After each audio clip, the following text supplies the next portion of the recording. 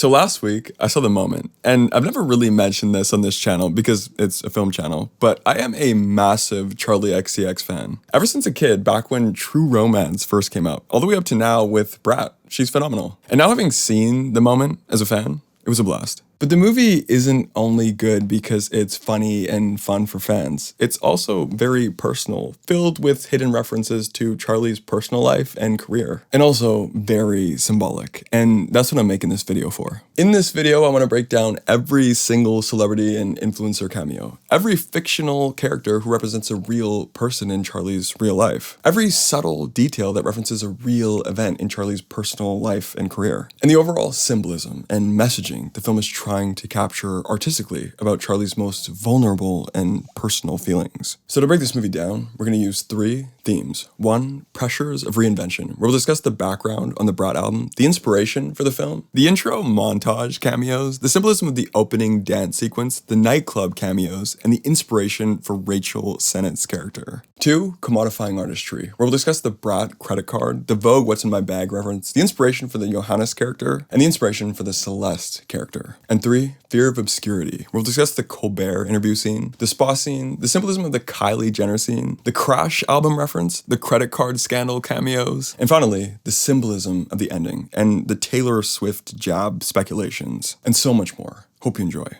Theme number 1, pressures of reinvention.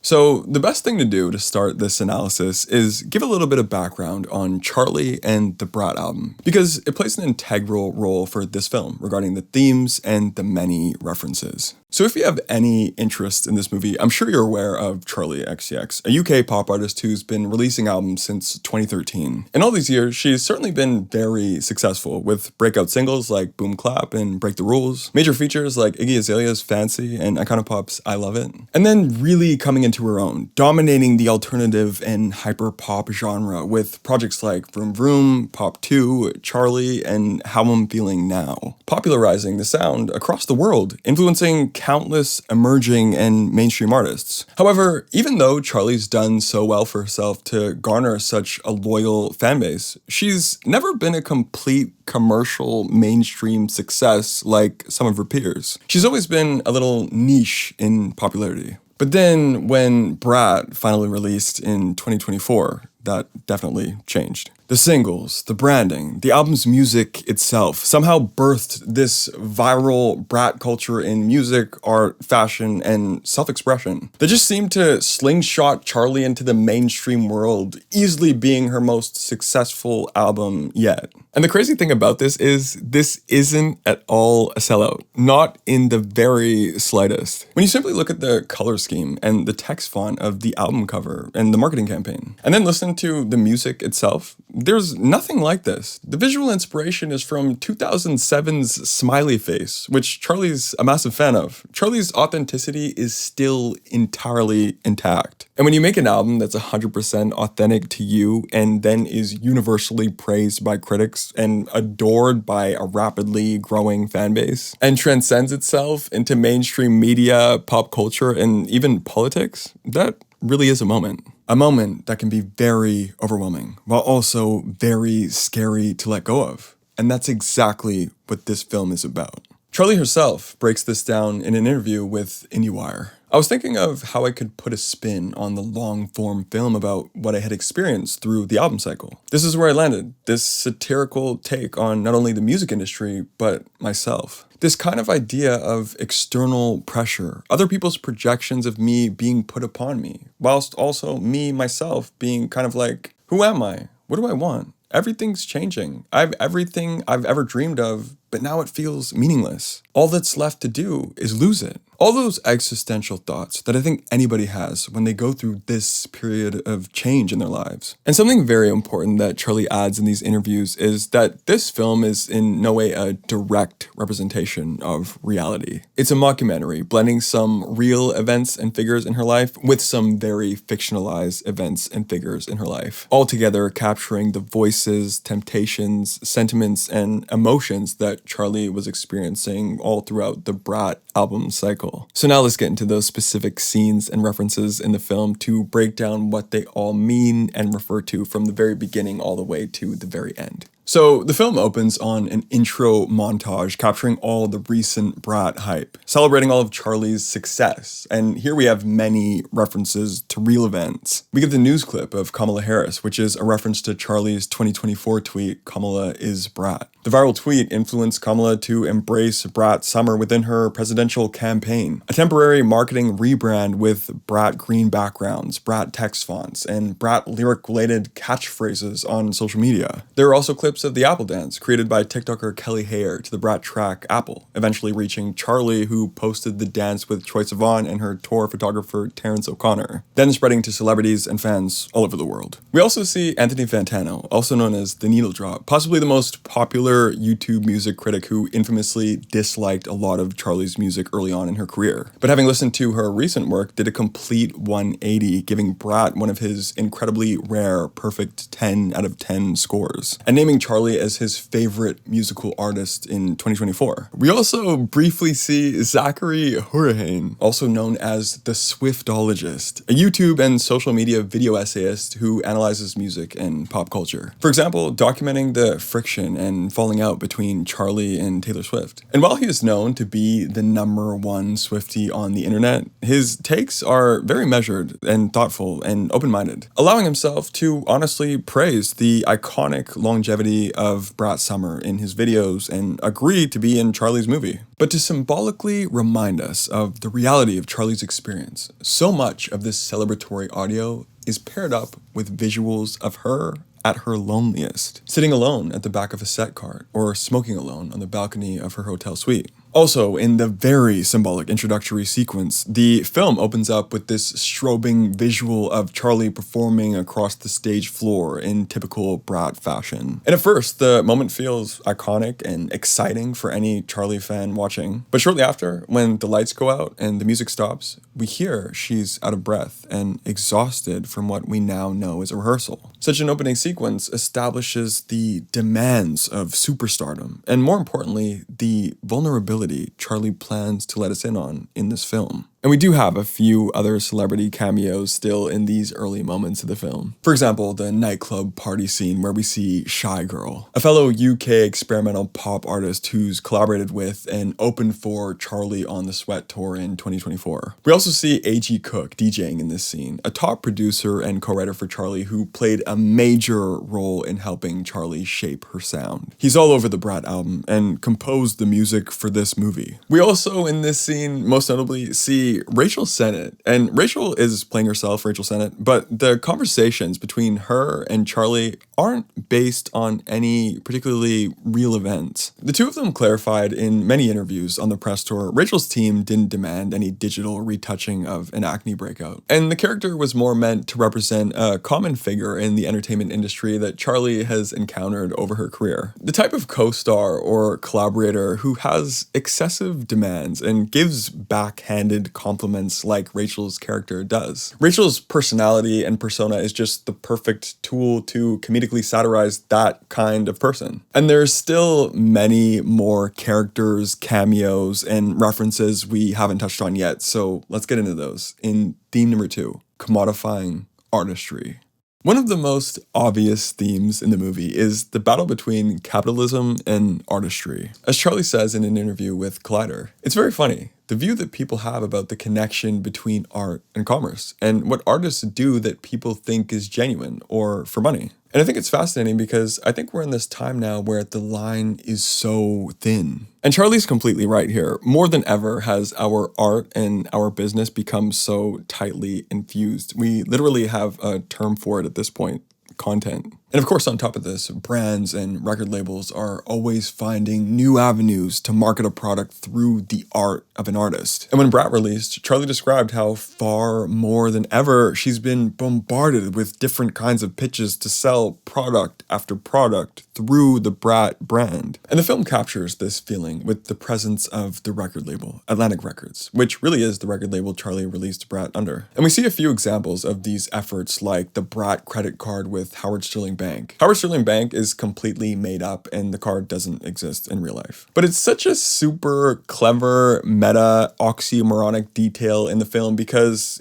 of this movie, you can now buy a Brat credit card replica piece of merchandise through A24. We of course also see the Vogue What's in My Bag series, which Charli actually did in 2024. And the scene speaks to how trivial this type of content is and how much of an afterthought it can be for the artists hosting it, to the point where they don't even know which items they're presenting from their bag until minutes before the shoot. But it's also integral to participate in this type of content to market the art that they actually care about. Here we also see Mel Ottenberg, who plays himself a wardrobe stylist. And of course, since we're at Vogue, we see the real Tish Weinstock, a beauty editor and writer for Vogue. But the real internal struggle between art and commerce is introduced when two new major characters are introduced, Celeste and Johannes.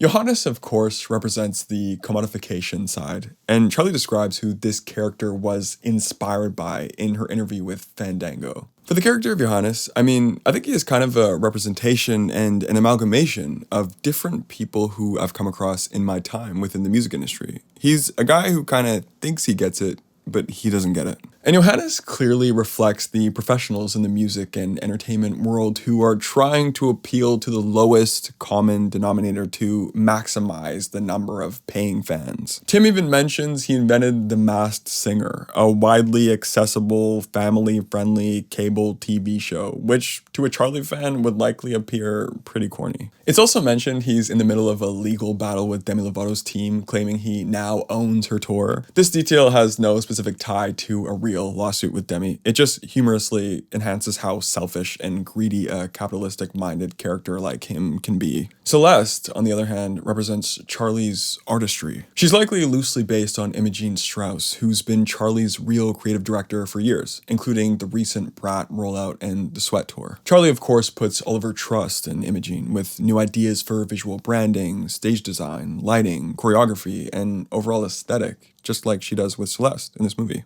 But very interestingly, while it seems like Charli would just side entirely with Celeste and dismiss Johannes, she doesn't. Because deep down, while she knows Johannes' ideas are as anti-Brat as can be, there's a growing fear of failure. A growing fear of losing the new audience, losing the influence, losing the attention, losing the moment. And as Celeste is pushed further and further out of the picture, so is Charli's integrity and ambition. The very fearlessness in the face of failure that put Brat so prominently on the map. But let's dig a little deeper into these insecurities and inner conflicts as we follow Charli on her trip to Ibiza. In theme number 3, fear of obscurity. In the previous theme, we talked about Charli's growing fears of failure. It ties back to the earliest and most overt example of this fear, when Charli's on The Late Show with Stephen Colbert, and he asks her if the Brat era is coming to an end. And then she tenses up, feeling the fear of having to let go of the Brat album cycle, the daunting and haunting thought of trying to satisfy all of the different corners of the culture that Brat miraculously happened to satisfy. And on that note, Charli's insecurities go even deeper than simply losing the hype of a smash hit album. On the Brat album itself, Charli is at her most vulnerable as she discusses her self-consciousness with her body, face shape, age, and public image. And it's in the third act of the film where all of these apparent fears take center stage. Specifically on the topic of face, body image, and age, during Charli's visit with the resort esthetician Maria, she directly points out all of her most glaring beauty flaws and concerns. And when things couldn't feel any worse, Charli runs into Kylie Jenner, meant to represent this perfect portrait of conventional beauty. Also a young woman at a similar age who has children, owns her stardom, and is much more popular. All of this is meant to contrast against Charli's insecurities in the most comedic yet honest possible way. So it makes perfect sense that in the following sequence we would see all of Charli's fears and insecurities come crashing down upon her as she crashes out, crushing a wine glass in the palm of her hand as she screams these conflicting demands to Tim and her team. And I use the term crash here twice on purpose because I've seen a theory on a Reddit thread that this visual of Charli cleaning blood from her body in the black bikini could be a reference to her 5th studio album, Crash. The album film revolves around the depressive isolation and overwhelming stimulation that comes with stardom. At this point, Charli has essentially given up and given herself away to Johannes's vision. And it's at this point where those strobing, flashing scene text cards turn from the signature brat style to the cheesy graffiti brat style that Johannes implemented, signifying that Johannes and the capitalistic machine has completely taken control. And the one character who represents Charli's most artistic side has been completely pushed out. And it's at this point that we get the news that Charli's credit card venture has completely backfired. Her social media post falsely advertised the benefits of the card, and her fans therefore committed fraud to attain those benefits, bankrupting the Howard Sterling Bank and essentially voiding the deal. And then in the following scene, amidst all the online backlash, Charli essentially becomes this punching bag for everyone who initially praised her. Fantana returns to change his brat score from a 10 to a 4. Rachel Sennett cuts ties on an Instagram live. Julia Fox cuts ties to the paparazzi, an actress, model, and influencer who's been praised in reality by Charli, literally name-dropped in the chorus of the Brat single 360. Bowen Yang also chimes in on his Las Culturistas podcast with Matt Rogers, and we hear audio once again from the Swiftologist, documenting the devastating fall of Charli's career. And one really terrible ultra-capitalistic thing is when everyone thinks Charli might be dead, Johannes asks if he and the label own the existing footage of the rehearsals. Also asking if they've seen the Amy movie, hoping to make a profitable posthumous film about Charli to profit off of her death. But of course, Charli's moment of redemption is to no longer fear failure. No longer fear failure so much that she runs directly into it, following through with the cliche tour film presentation and choreography under Johannes's complete creative control. As she says in a voice note to Celeste, the only way to free yourself from Brat is to kill it, move forward, and finally let go. So in this final sequence of the film, we see Charli embracing every cliche of the traditional pop star tour film. The constant smiling, the backup dancers, the chairs, the wire work. And because of the subtle lyrical comments and jabs and tension between Charli and Taylor Swift in the past, some fans believe this scene to be a criticism of Taylor's Eras tour, which falls into many of these same cliches. And I think that speculation is pretty fair because that Amazon concert tour trailer looks awfully similar to the Disney Plus Eras tour trailer. But then again, there are many streaming concert tour films that look like this, so it could go either way. And I'd be curious to discuss your take in the comments, especially based on what she says in this interview with The Hollywood Reporter. This isn't sort of my, petty revenge on people who have wronged me. I would say, the characters and the events that happen in the film are not based on actual things that happened. Also, legally, that is the case. And regardless of what any of us think, I think ultimately for the film, she's pointing out how far away from a typical mainstream artist she is, and confirming to her fans, while that approach works for other artists, it's something she could never do in reality, because her artistry always comes first. We even get a little reference to the "girl so confusing" lyric in the Amazon Prime Video text card saying, "a young girl from Essex," which just further amplifies how awkward the whole thing would look on her. And to tie the entire thing together better than any closing song could, the credits roll to the track "I Love It" by Commodifying, a track written and performed by Charli as her very first hit single appearance. A chorus capturing Charli's signature simultaneous indifference and passion for the pop star lifestyle that stole our hearts as fans from the very beginning. All right, this is my analysis. As usual, I'm super excited to hear what you have to say about the movie. And on top of this, I'd even be interested to hear what you think about the music itself and where you think Charli's music is going to go from here on out. I guess as you're watching this, the Wuthering Heights album is already out and you've likely already listened to it. So that's exciting as well. Let me know what you think about that. I'd be happy to talk about it. I probably have already heard it as well at this point. So nonetheless, thank you so much for watching and I'll see you later. I'll be on my way to go see Wuthering Heights tonight. See ya.